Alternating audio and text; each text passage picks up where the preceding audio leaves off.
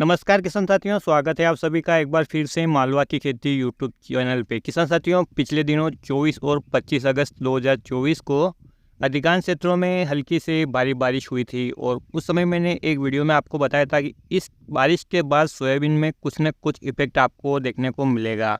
और किसान साथियों, आज हो गए हैं 29 अगस्त और अब आप खेतों की ओर जाकर देखिए, आपकी सोयाबीन रोगग्रस्त हो चुकी है, चाहे वो कोई सी भी वैरायटी हो। किसान साथियों, रेसिस्टेंट वैरायटी 1135 में भी रोगों के लक्षण दिखने लगे हैं। राइजोक्टोनिया एरियल ब्लाइट के साथ एंथ्राकोनोज रोग का भयंकर प्रकोप देखा जा रहा है। किसान साथियों, निश्चित रूप से यह बीमारी सोयाबीन के लिए घातक होगी। बहुत सारे किसान भाइयों ने समय पे फंगिसाइड का प्रयोग कर लिया था, उसके बावजूद भी किसान साथियों इस प्रकार की समस्या आ रही है। स्क्रीन पे आप देख पा रहे हैं किसान साथियों, जो वैरायटी हैं ये है 1050 और साथ में किसान साथियों पास में एक और खेत है जिसमें कि शिवानी नाम की प्राइवेट कंपनी का बीज है और उसमें भी इस प्रकार के रोग के लक्षण दिख रहे हैं। साथ ही किसान साथियों पास में की खेत है 1135 का, जिसमें भी रोगों के लक्षण दिख रहे हैं। कहने का मतलब है कोई सी भी वैरायटी इन रोगों से अब अछूती नहीं रही है। जब ये तेज़ बारिश हुई और उसके बाद किसान साथियों आप देख पा रहे हैं 2-3 दिन से खुला है और रोगों के भयंकर अटैक खेतों में हो चुके हैं, चाहे आपने फंगिसाइड का प्रयोग किया है या नहीं किया है। शीघ्र पकने वाली वैरायटियों में किसान साथियों ये समस्या और भी ज़्यादा दिख रही है और कुछ वैरायटियों में ये समस्या आपको अधिक देखने को मिल सकती है, कुछ में कम हो सकती हैं।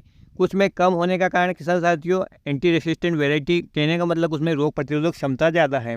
तो ऐसा नहीं है कि कोई भी वैरायटी इन रोगों से ग्रसित नहीं होती हैं, केवल उसकी क्षमता है वो थोड़ी ज़्यादा रहती है, वो रोगों से ज़्यादा प्रतिकार करती हैं।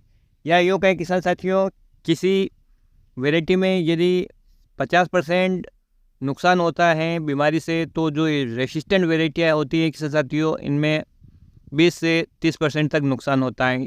आप इससे अंदाज़ा लगा सकते हैं कि जो रेसिस्टेंट वैरायटियाँ हैं उनमें और अन्य वैरायटियाँ हैं उनमें इन रोगों का कितना भयंकर रूप से अटैक हो सकता है और कितना नुकसानदायक हो सकता है। तो किसान साथियों, जहाँ पर रोगों आने की संभावना ज़्यादा रहती है या जिन एरिया में ये फंगस का अटैक ज़्यादा होता है वहाँ और भी ज़्यादा हालत ख़राब हो सकती है। लेकिन मैं अपने क्षेत्र की बात करूँ किसान साथियों, तो यहाँ पर इस प्रकार की समस्या देखने को मिलती है। मध्य प्रदेश के मंदसौर ज़िले के एक छोटे से गाँव से हैं हम किसान साथियों, और वहाँ पर अभी लगभग सभी खेतों में इस प्रकार की समस्या इस बारिश के बाद देखने को मिल रही है। किसान साथियों, निश्चित रूप से ये हमारी फसल के लिए हानिकारक होगा, काफ़ी उत्पादन इससे गिर सकता है और अभी तो फलियों में दाना ही भर रहा है। जब लास्ट स्टेज पे आती तो शायद इससे इतना फ़र्क न पड़ता, लेकिन अब जो ये दाना भर रहा है किसान साथियों, निश्चित रूप से सिकुड़ा हुआ रह जाएगा और इतना भयंकर अटैक हो चुका है ना किसान साथियों कि अब इसको फंगिसाइड से आप कंट्रोल ही नहीं कर सकते।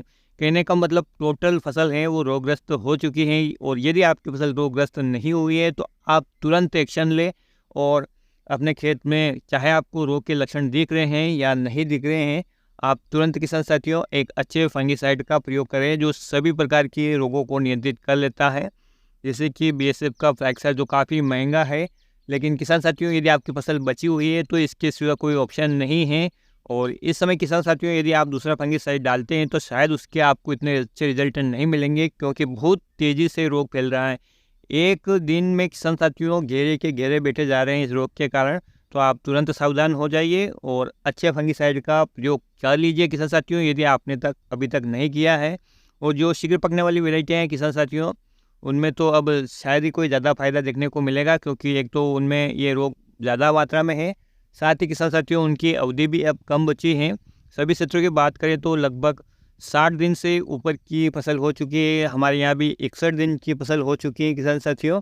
28 जून की बोनी थी और आज है 29 अगस्त।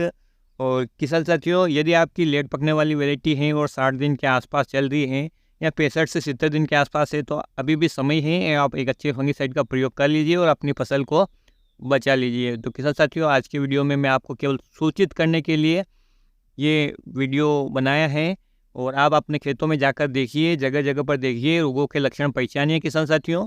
एंथ्राकनोज रोग में क्या होता है, पत्तियों पे धब्बे लग जाते हैं, पत्तियों के नीचे की जो नसें होती हैं उन पे भूरापन आ जाता है और आपने वीडियो के माध्यम से देखा ही होगा, इन फुटेज के माध्यम से आप पहचान भी सकते हैं कि ये बीमारी कैसी है।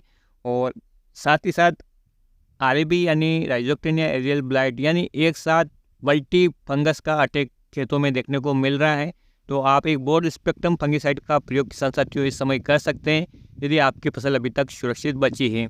और किसान साथियों, यदि आपकी फसल 50% इस रोग से ग्रसित हो चुकी है और लंबी समय की अवधि की वैरायटी है तो आप फिर भी फंगिसाइड का प्रयोग कर लीजिए। 50% नुकसान किसान साथियों हो तो गा, लेकिन आप इस बीमारी को वहीं पर रोक सकते हैं आगे फैलने से, क्योंकि इस समय खेतों में काफ़ी नमी है, ऊपर से तापमान भी बढ़ने लगा है, तो ये रोग और भी तेज़ी से फैल सकता है। तो किसान साथियों तुरंत सावधान हो जाइए और अपने खेतों में जाकर देखिए, रोग को पहचानिए और फंगिसाइड का स्प्रे तुरंत करें। तो आज की वीडियो में इतनी जानकारी, उम्मीद करता हूँ कि ये जानकारी आपको पसंद आएगी।